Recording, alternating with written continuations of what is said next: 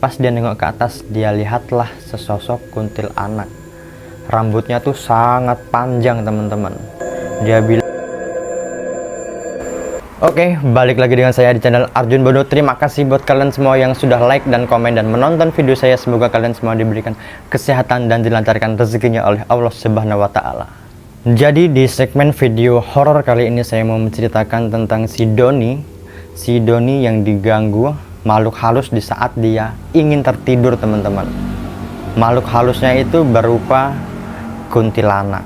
Daripada kalian penasaran atau terbayang-bayang di pikiran Anda, kita langsung mulai saja mode horornya ya teman-teman. Tentang horor aktif. Jadi ini cerita pengalaman dari teman kita si Doni ya teman-teman, dari Jawa Barat. Dia ini bilang kalau setiap dia mau tidur malam, dia itu selalu diganggu oleh makhluk halus teman-teman. Seperti yang saya bilang tadi, makhluk halusnya itu berupa kuntilanak. Nah, dimana si Doni ini masih kelas 4 SD ya teman-teman. Ya umurnya kira-kira berapa tahun lah, bisa diperkirakan teman-teman.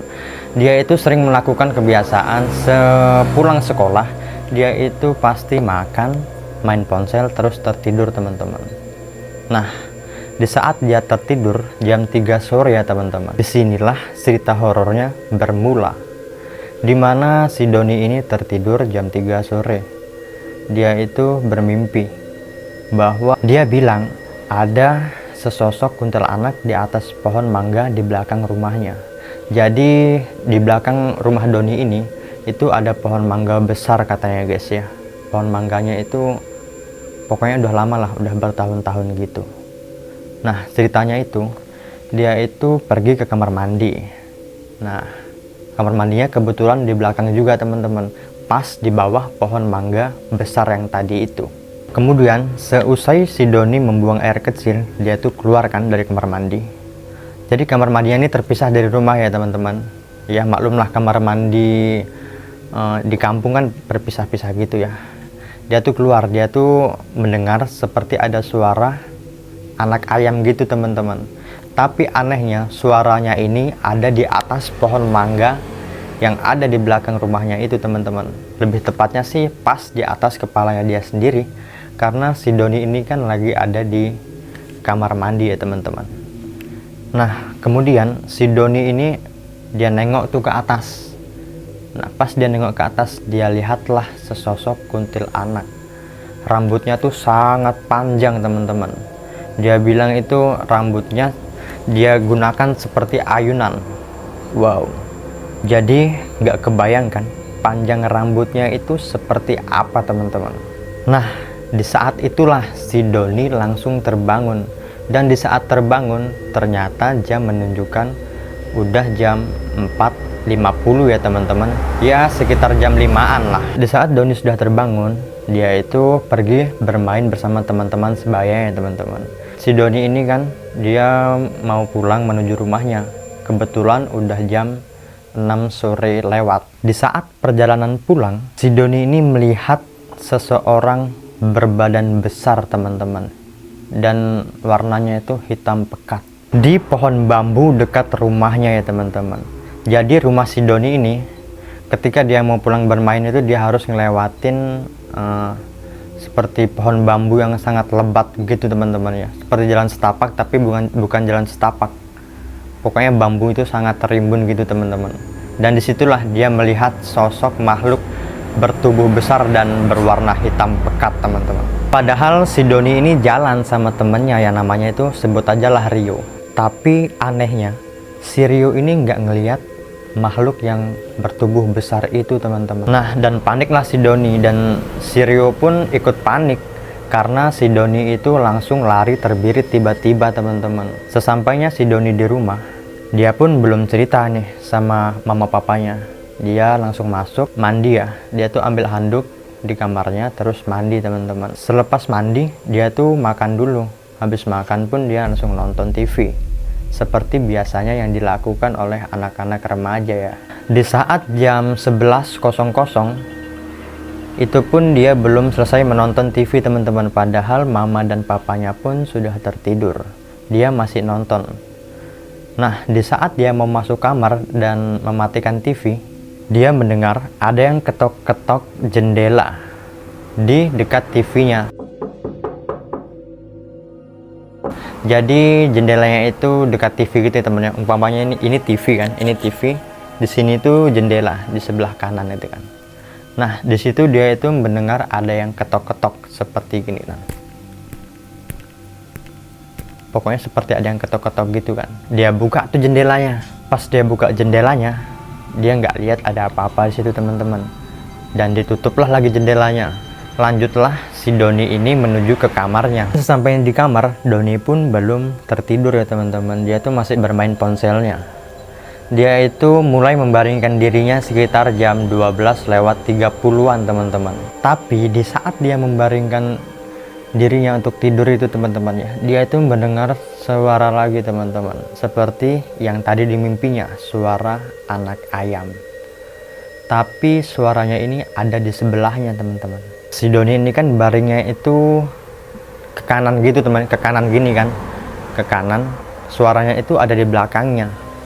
Dan di saat dia menoleh ke belakang, ternyata nggak ada apa-apa teman-teman. Nah, mungkin perasaan dia bilang, mungkin cuma halu doang. Dia lanjut lagi nih tidur teman-teman. Doni pun sempat tertidur sampai jam 1:20 teman-teman ya. Tapi dia terbangun di jam 1:30 karena dia ini mendengar suara lagi seperti tadi teman-teman. Cuma dibarengi dengan ketukan.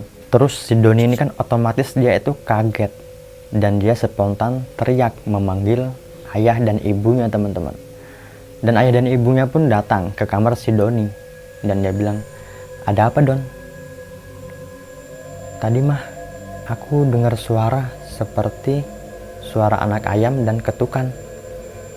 Nah, terus si nyokap bokapnya si Doni ini bilang, "Mungkin cuma perasaan kamu doang."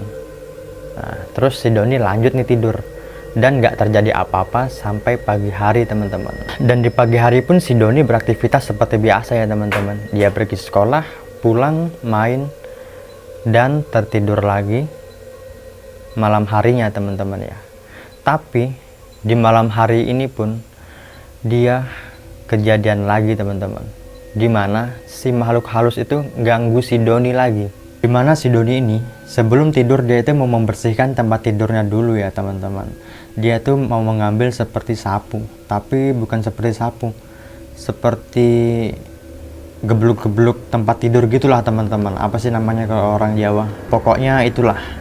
Nah, di saat dia mau mengambil gagang pembersih tempat tidur itu teman-teman ya, dia itu memegang seperti tangan seorang wanita ya teman-teman. Bukan seorang wanita sih, dia juga nggak tahu jelas seorang wanita atau bukan. Yang pasti sesosok tangan pucat putih teman-teman.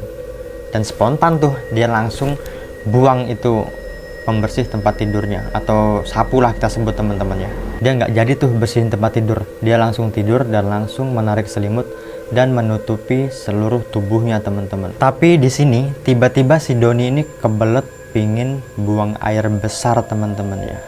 Kebayang dong kalau kalian pengen buang air besar kan nggak bisa ditahan. Nah, mau nggak mau si Doni tuh langsung pergi ke kamar mandi di belakang rumahnya itu ya teman-teman. Di saat dia udah masuk di kamar mandi, dia itu mendengar seperti ada yang memainkan atap seng kamar mandinya teman-teman. Seperti teng teng teng teng teng. Nah, tapi di sini si Doni masih nggak ngehiraukan teman-teman ya. Dia kira sih mungkin cuma tikus saja. Seusai dia buang air besar, dia itu langsung masuk ke kamarnya lagi teman-teman. Tapi pas dia membuka pintu kamarnya sendiri, dia itu melihat sesosok kuntil anak berwajahkan, itu wajahnya katanya seperti ada ulat-ulatnya gitu teman-teman. Wow. Otomatis si Doni pun langsung pingsan teman-teman, langsung pingsan. Dan gak ada yang tahu sampai pagi hari. Di pagi harinya ini nyokap bokapnya tuh nemuin si Doni di depan pintu kamarnya teman-teman ya. Dia bangunin tuh si Doni, ditanyain, "Lu kenapa tidur di depan kamar kamu sendiri Don?" "Nggak tahu mah, tadi malam aku lihat setan." Tapi si mamanya ini masih belum percaya teman-teman ya, kalau si Doni itu melihat setan. Dan hari-hari pun berjalan dan malam hari pun tiba kembali ya teman-teman. Dimana mama si Doni ini lapar tengah malam dan dia pun ingin masak. Karena nggak ada masakan teman-teman ya, mau nggak mau dia pun harus masak. Si Doni ini pun dia belum tertidur, dia masih ada di kamar tapi masih memainkan ponselnya. Mama si Doni ini dia pun berniat mengambil telur yang ada di bawah kolong meja ya teman-teman. Di saat Mama Doni ngambil telur di bawah kolong meja itu, ternyata dia itu melihat sosok tanpa kepala ya teman-teman, yang ada pas di depan mata kepalanya dia sendiri di bawah kolong meja itu. Dan sontak mamanya Doni pun teriak, gak ketulungan ya teman-teman, sampai si Doni pun dengar dan dia pun lari ke dapur menyamperi mamanya. Dan di sana Doni bertanya sama mamanya nih, dia bilang ini gini, kenapa mah? Mamanya bilang, tadi mama lihat hantu tanpa kepala Don. Nah si Doni bilang lagi, tuh kan bener mah ada hantu di rumah kita. Di situ pun kedua orang tua si Doni ini percaya ya teman-teman, sampai-sampai dia itu esok harinya memanggil orang pintar atau dukun gitulah teman-teman ya. Nah, si dukun pun bilang memang di rumah ini ada makhluk halusnya. Makhluk halusnya itu ada 3 ya teman-teman, yaitu kuntilanak, hantu tanpa kepala, dan manusia bertubuh besar ya teman-teman. Dan di mana ternyata makhluk halus ini semua berasal dari pohon bambu yang ada di dekat rumahnya itu ya teman-teman. Katanya makhluk halus ini pergi ke rumah si Doni gara-gara si Doni. Loh, kok bisa gara-gara si Doni? Jadi gini ceritanya teman-teman.